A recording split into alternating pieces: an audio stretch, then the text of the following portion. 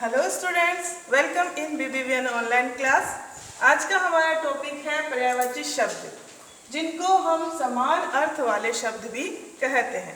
पर्यायवाची शब्द वे शब्द होते हैं जिनके शब्द तो आपको अलग अलग दिखाई देंगे और लिखने में भी आपको अलग अलग लिखना पड़ेगा, लेकिन उनके अर्थ एक ही होते हैं।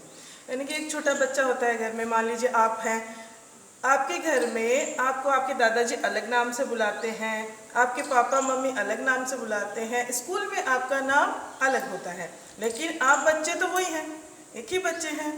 तो जब भी आपको मान लीजिए दादाजी आपको कान्हा बोलते हैं और मम्मी पापा आपको किसी और नाम से, राकेश के नाम से बुलाते हैं, और स्कूल में भी आपका नाम राकेश चंद्र होगा मान लीजिए, तो अब जब भी आपका नाम कान्हा लिया जाएगा तो या राकेश लिया जाएगा या राकेश चंद्र लिया जाएगा, लेकिन पता है सबको कि वही बच्चा है जिसके अलग अलग नाम है।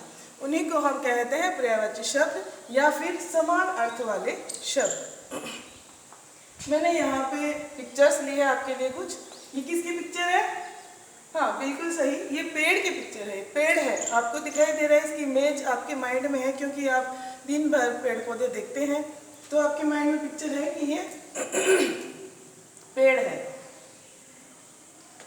इसके दूसरे और भी नाम होते हैं तरु। तरु भी हम पेड़ को कहते हैं।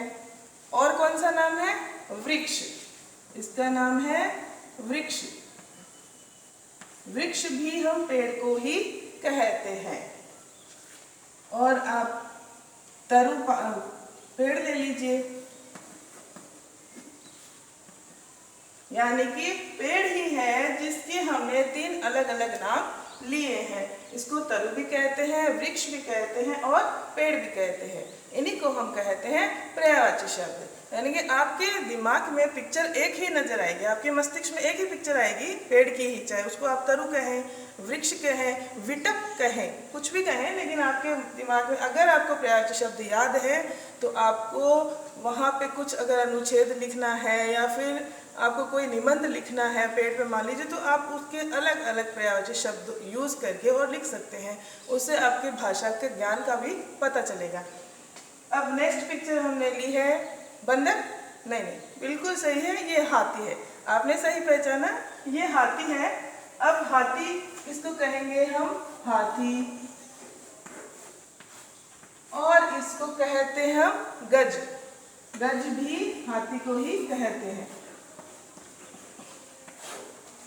हाथी को हम हस्ती भी कहते हैं। हस्ती। अब इनमें से कोई भी नाम आप लीजिए, आपके मस्तिष्क में पिक्चर किसकी बनेगी? हाथी की ही बनेगी। इन्हीं को हम समान अर्थ वाले शब्द। अब शब्द तो अलग अलग नजर आ रहे हैं, इसमें हा है, इसमें ग है, फिर इसमें है, शब्द अलग अलग नजर आ रहे हैं, मगर इनका सबका अर्थ क्या है? एक ही है, समान ही है। समान और एक ही बात होती है। नेक्स्ट पिक्चर मैंने ली है आँख। बिल्कुल सही, आँख है। आँख को हम नेत्र भी कहते हैं, दूसरे और अन्य नामों से जानते हैं ना आँख को। नेत्र, लोचन, आँख, चक्षु भी हम कहते हैं आँख को। और ये नेक्स्ट पिक्चर है आपकी चांद। चांद को हम कहते हैं दूसरे अन्य नाम शशि। चांद का अन्य नाम शशि भी होता है, चंद्रमा भी होता है, और राकेश भी कहते हैं।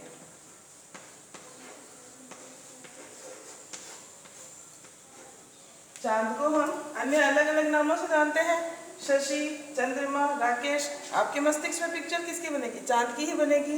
इसी तरह आप बादल को बादल कहते हैं, मेघ कहते हैं, वर्षा को बारिश कहते हैं, मेघा कहते हैं। मतलब धरती को धरा कहेंगे, भू कहेंगे, वसुंधरा कहेंगे। पर्वत है, पर्वत को आप शैल कहेंगे, पहाड़ कहेंगे, गिरी कहेंगे। कहने का तात्पर्य ये है कि आपको अलग अलग नामों में सिर्फ पिक्चर एक ही नजर आएगी। आपके मस्तिष्क में जो पिक्चर नजर आती है वो एक ही आती है। उन्हीं को हम कहते हैं पर्यायवाची शब्द। यानी कि इन सब शब्दों के अर्थ एक ही हैं। इनके अर्थ क्या है? एक ही है। शशि कहें या चंद्रमा कहें या राकेश कहें, एक ही अर्थ है। आप जैसे पानी है, पानी को हम जल कहते हैं, नीर कहते हैं, पयो कहते हैं। तो उसका अर्थ तो एक ही है, पानी कह दो या जल कह दो।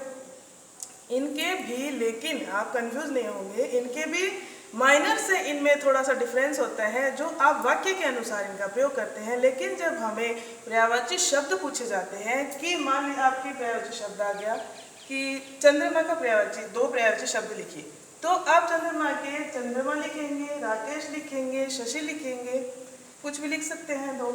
इसी तरह आपको हाथी की पिक्चर दे दी कि हाथी के 2 पर्यायवाची शब्द लिखिए, या फिर पिक्चर दे दी कि इसके 2 पर्यायवाची शब्द लिखिए, तो आप गज भी लिख सकते हैं, हस्ती भी लिख सकते हैं, हाथी भी लिख सकते हैं, कुछ भी लिख सकते हैं। ओके, आई थिंक आपको ये पर्यायवाची शब्द और समान अर्थ वाले शब्द समझ में आ गए होंगे। इनको आप लर्न कीजिएगा। Thank you.